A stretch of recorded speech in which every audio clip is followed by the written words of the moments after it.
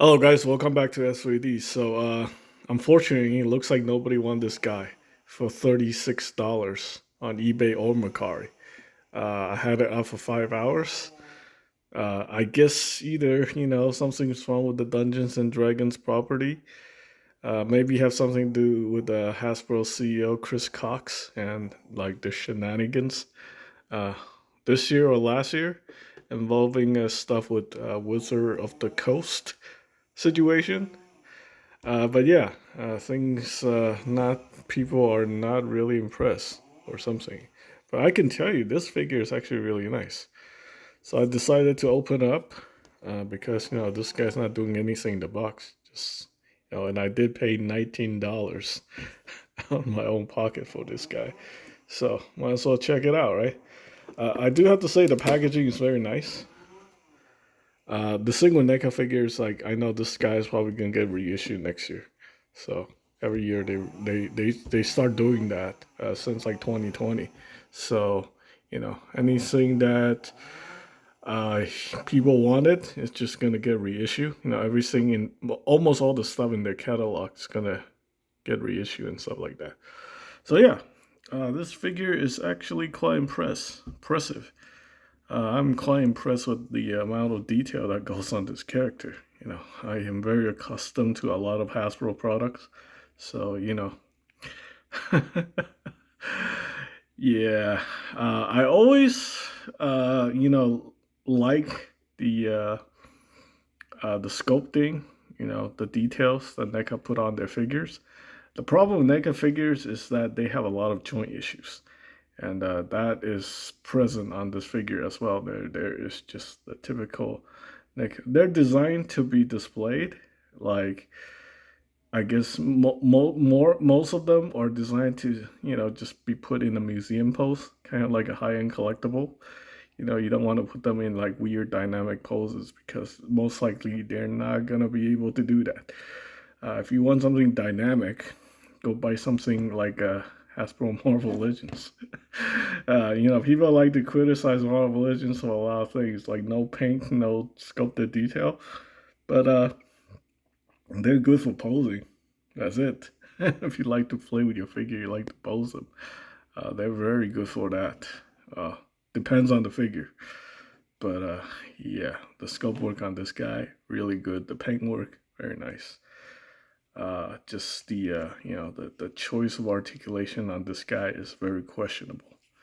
I have reviewed Warduke, and I think wait, did I review Warduke on this channel? No, I did on another channel, collaboration. But I remember Warduke has a single jointed knees. He's got those weird swivel knee. This guy actually got double jointed knee, but it doesn't work very well. Like when you bend the knees, this guy looks like a robot, basically. Like robot Damacy figures.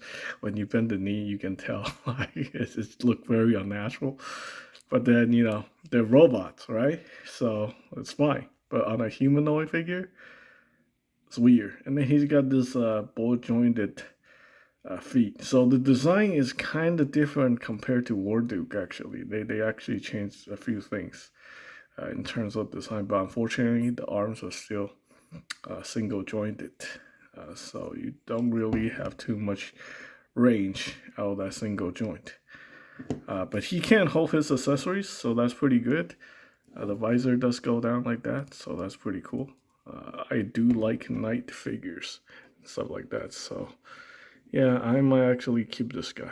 I am not really normally a NECA collector, because in the past I used to think like NECA figures, if you keep them in the box, they will appreciate in value.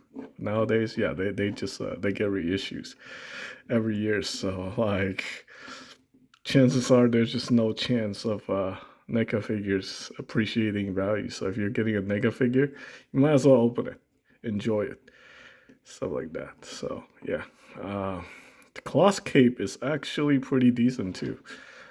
Uh, yeah, it's like even stitched pretty well. So yeah, hold on a second. Obviously, I'm not comparing this thing to a high-end collectibles, but just like a high-end collectibles, you get stuff like this. So Yeah, interesting. Usually, Hot Toys put these in their figures. I think it has to do with more to do with the soft goods than the plastic figure. This is all plasticized PVC. You know, chances are it's just not gonna have any issue with like temperature changes and stuff like that.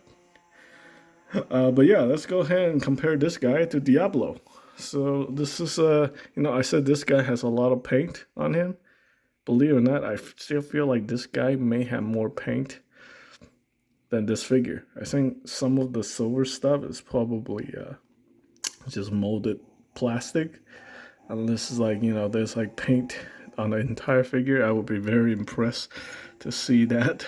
But yeah, I mean, there's definitely shading and stuff like that. But I feel like this Diablo, the sculpt work and all that, and for the price point back in the day, this thing is like $10 or $10 to $15 in 2000, right? Versus this guy, I mean, if you're buying him at retail, he's almost $40 after tax and stuff like that. So yeah, I mean, but you do get a lot of accessories, so maybe you do get your money's worth.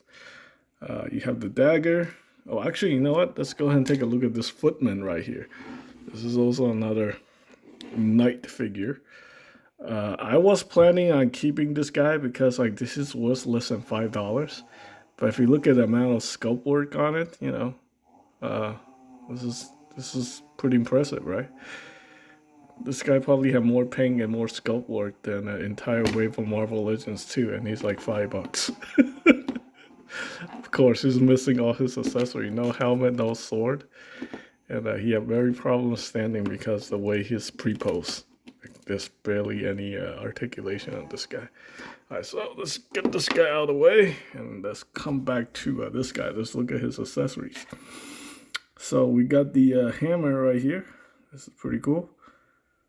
Yeah, painted and shaded. And then we have his sword and his scabbard and his sword. Very nicely detailed. This sword can easily pass off as a 1/6 scale sword if it's upscale. It's just very, very well done. Yeah, pretty good. Same with this thing. Yeah. So, that's nice. The scabbard can go into the loop. Again, like I said, he can hold all his weapons because of his interchangeable hands. Just a peg, you pull it out, and then you swap the hands. So, got a set of gripping hands, and then he's got the dagger holding hands, I guess. These are for dagger, the other ones for the sword. And then you got the closed fist right here. And then he got the shield. I mean, they don't really need to give you that many hands, but they did. So, you do get a very good value for a NECA product. You get a very nice packaging. They put a lot of effort into the packaging. They put a lot of effort into the figures. The NECA issue is just articulation. I guess they assume that the adult collectors really not gonna pose their figure. They just want something that have like a working articulation, just so they can still call it an action figure. But for the most part, yeah, I think this is fine. I guess if you're a collector who doesn't like to pose their figures like in dynamic ways, very nice one for $30, $35. Yeah, some people would think still a little too expensive. But yeah, I mean, if you're comparing this to I don't know, like Marvel Legends figure, I think you're still getting a good deal. I mean, they're like close to $25. And these things are what, like $10 more, and you get so much more, right? It all depends on your perspective, I guess. Some people think NECA figures are still overpriced because they have like no posability and stuff like that. So yeah, anyway, that's just my opinion. I hope you guys find the information helpful. In terms of rating for the price point, I have to give this guy 8 out of 10. Yeah, it's solid, but I wish NECA would do something about their joints, because this guy does have some joint issues, especially when it comes to the ankle. They're a little bit loose, so I'm a little bit hesitant about, like moving him around. The hip is kind of iffy. So, yeah, I mean, if you're just going to put him in a static pose, it's fine. I probably want to put him in one of those like NECA stands with a peg there to hold him. Otherwise, he has a potential probably falling over after a while. So anyway, that's pretty much it for this review. I hope you guys find the information helpful. Thanks for watching.